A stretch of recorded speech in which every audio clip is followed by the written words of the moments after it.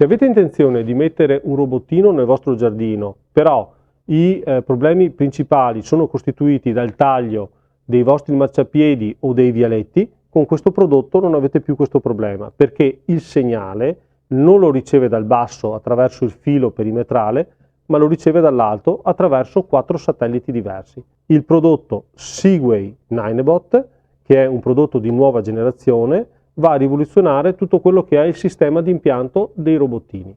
Allora, quali sono i punti distintivi di questo robottino?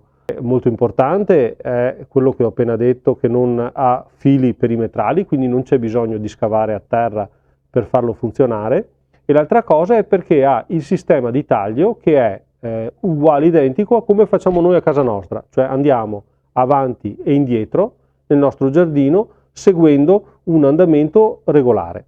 Questo qui è anche un po' più bravo perché una volta taglia in questo senso, una volta taglia in questo senso e un'altra volta taglia in senso obliquo, quindi va a colmare tutto quello che potrebbero essere i gap di un taglio sempre uguale.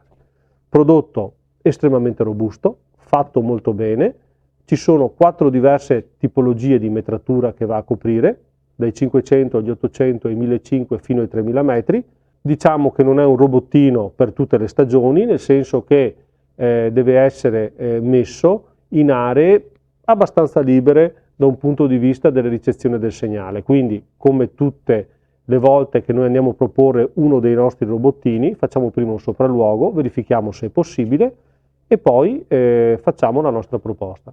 Se avete intenzione di automatizzare il taglio del vostro giardino e fino adesso non l'avete fatto perché avete l'idea che può essere un problema tagliare un po' in giro dappertutto, con questo si fa tranquillamente.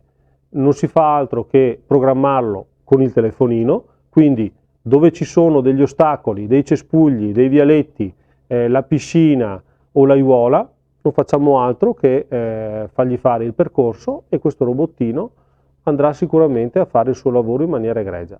Se avete intenzione di valutare per il vostro giardino un taglio automatico con un robottino di nuova generazione, non fate altro che venirmi a trovare e vedrete che, se ci sarà possibilità, sicuramente vi accontenteremo. Ciao a tutti e buon relax!